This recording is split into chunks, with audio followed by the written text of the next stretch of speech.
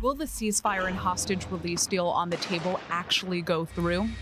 Last Friday, U.S. President Joe Biden presented the world with a detailed three-phase proposal that he says will lead to the release of the remaining hostages in Gaza and finally put an end to the Israel-Hamas war.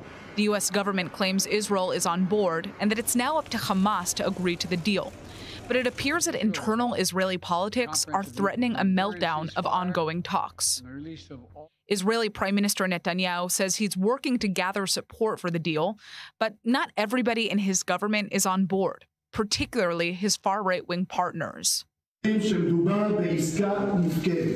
is an irresponsible deal. It's a deal that means we will see the end of the war without actually achieving the goal that the war cabinet has set, the total destruction of Hamas.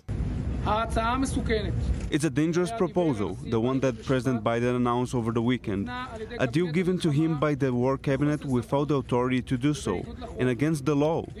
It is not binding for the Israeli government and the state of Israel. Far-right-wing ministers Itamar Ben-Gvir and Bezalel Smotrich have been threatening to leave the coalition if the deal goes through. But despite their protests, it appears that the deal has enough support to be passed by the government.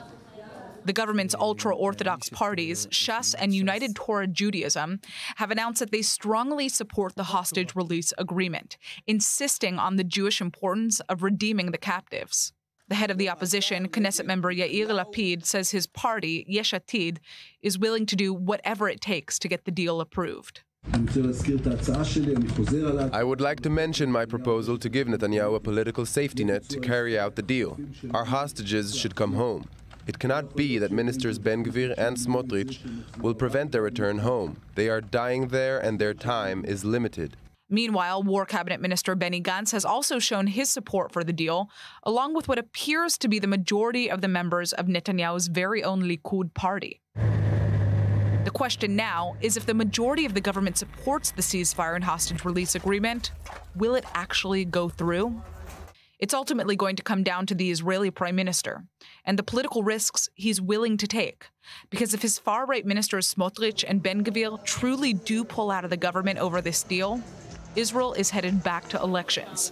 And Netanyahu doesn't appear to be doing the best in polls since October 7th. But in the meantime, Hamas says it will not agree to any deal unless Israel makes a, quote, clear commitment to a permanent ceasefire and a complete withdrawal from the Gaza Strip. This as the world waits to hear the terror group's official response.